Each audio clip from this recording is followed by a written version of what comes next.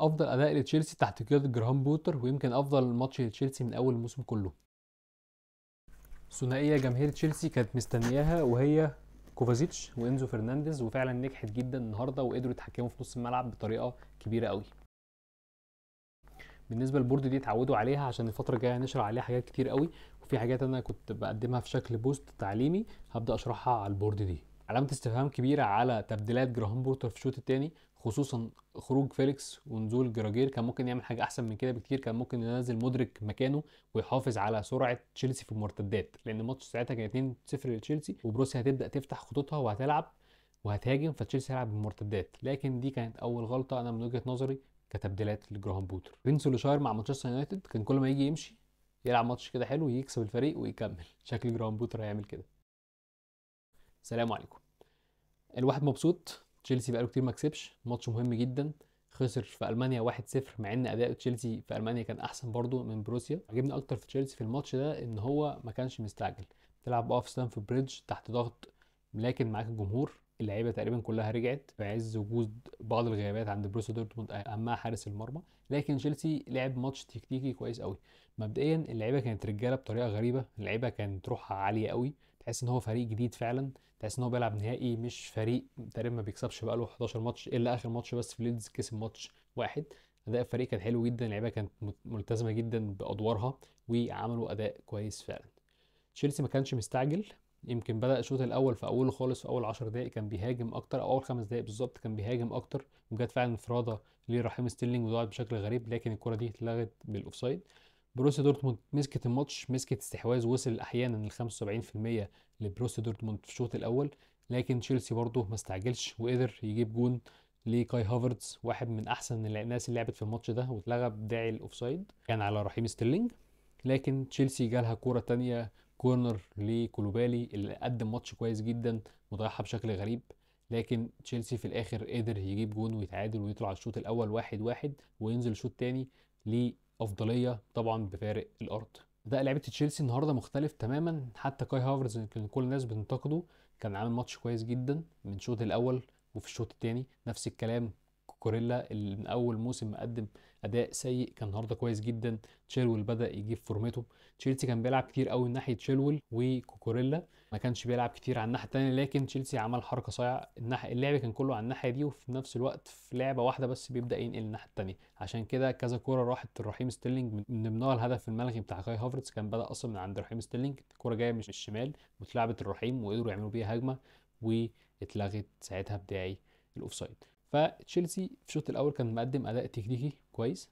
تشيلسي احسن فعلا في خطه خمسه، لاول مره ما نحسش بغياب تياجو سيلفا، لان كولوبالي كان متالق، كذلك فوفانا، ومعاهم كوكوريلا كمدافع ثالث. طول ما تشيلسي يلعب بخمسه وطول ما هيلعب بوينج باك هنشوف اتنين من احسن وينجات باك في العالم، وهم تشيلويل وجيمس. اللعيبه دي فعلا كويسه جدا في المركز ده، لان هم مش بيضطروا يرجعوا يدافعوا كتير، ولو ان شفناهم كتير قوي رجعوا يدافعوا في الشوطين.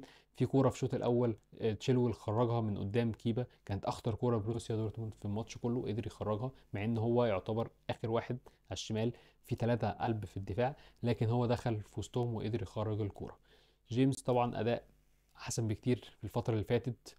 يمكن جيمس عيبه ان هو بيتصاب كتير، ويمكن ده اللي بيخليه كل شويه كل ما الكيرف يعلى بيبدا ينزل تاني، لان هو بيتصاب واصاباته كتير. نفس الكلام لتشيلويل، يعني هما الاثنين يعتبر تشيلسي بيعتمد عليهم بشكل كبير قوي، وهما الاثنين اكتر اثنين بيتصابوا.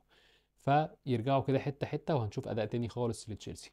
زي ما قلت قبل كده، يمكن اداء تشيلسي او اداء الفريق كله بيعتمد على جيمس اكتر واحد، ودي حاله غريبه او حاله نادره في الكوره عامه، ان اداء الفريق يعتمد على وينج باك او على ظهير، ما بنشوفهاش كتير. تشيلسي نزل الشوط الثاني برضه بيضغط، جاله ضربه جزاء صحيحه، ما اعرفش ازاي حكم ما جاش من اول مره ورجع للفار.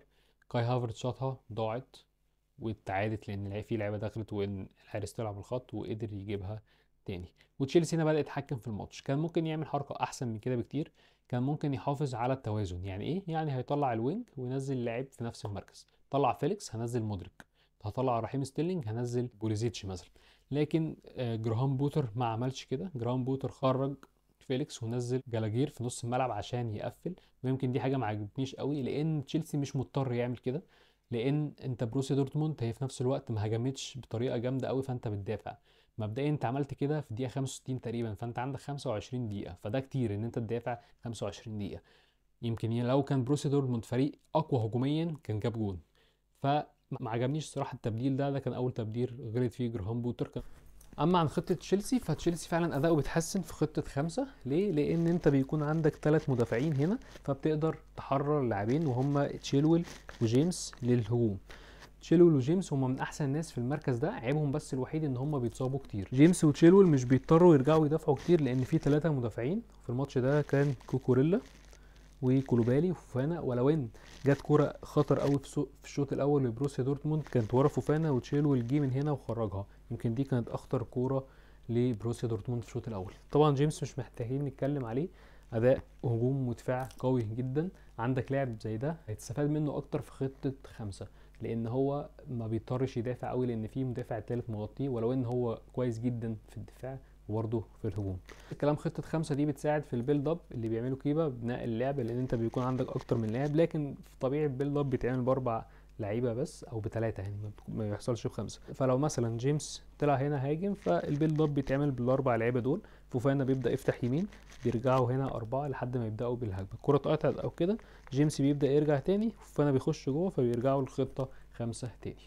تشيلسي محتاج ايه الفترة الجاية؟ محتاج يكسب كذا ماتش في الدوري عشان يبدأ يقرب في المراكز شوية، يبدأ يخش على الأقل دوري المؤتمرات. ولو ان انا شايف ان بأداء تشيلسي الفترة الأخيرة ده صعب ان هو يلحق حاجة في أوروبا، ولكن نأمل ان القرعة اللي هتعمل في دوري أبطال أوروبا تنزلنا في دور الثمانية مع فريق يعتبر أسهلهم. ولو ان كل الفرق في أوروبا في الدور الثمانية دي بتبقى قوية، نتمنى ان احنا نروح مع أضعف الفرق عشان نقدر نكمل. اما عن الدوري، فتشيلسي فعلا محتاج يكسب كذا ماتش، اللعيبه محتاج تلعب بالروح اللي لعب بيها النهارده. جراهام بوتر محتاج ما يألفش ويتحسن شويه في تبديلاته، وممكن نشوف تشيلسي في مراكز اعلى شويه. اللي ضايقني برضو النهارده في تشيلسي ان هما جالهم كذا هجمه في اخر الماتش، كان ممكن يجيبوا جون تالت بكل سهوله، لكن كان بياخدوا الكوره عند الكورنر ويضيعوا وقت. معرفش ليه بيعملوا كده، مع ان انت كاسب 2-0 وفي التوتال 2-1. بروسيا لو جابت جون هتلعب اكسترا تايم ونفسيتك هتقل. فانت في الهجمات دي كلها بدل ما تضيع وقت، كان في فعلا كذا هجمه كان ممكن تجيب بيها جون تالت، لكن اللعيبه ما كانش بيحصل بينهم كونكشن او اسكان كويس، فعشان كده كل لعيب كان بياخد الكوره عند الكورنر ويبدا يضيع وقت في الوقت. مش كل مره الموضوع ده هتمشي، انت ممكن الكوره دي تقطع من هنا تروح بيجون عليك، تبدا تلعب اكسترا تايم، نفسيتك تقع في الارض بعد ما انت كنت كاسب واعمل اداء كويس. فاتمنى الحاجات دي تتحسن، وان شاء الله الفتره الجايه نشوف تشيلسي احسن واحسن. سلام عليكم.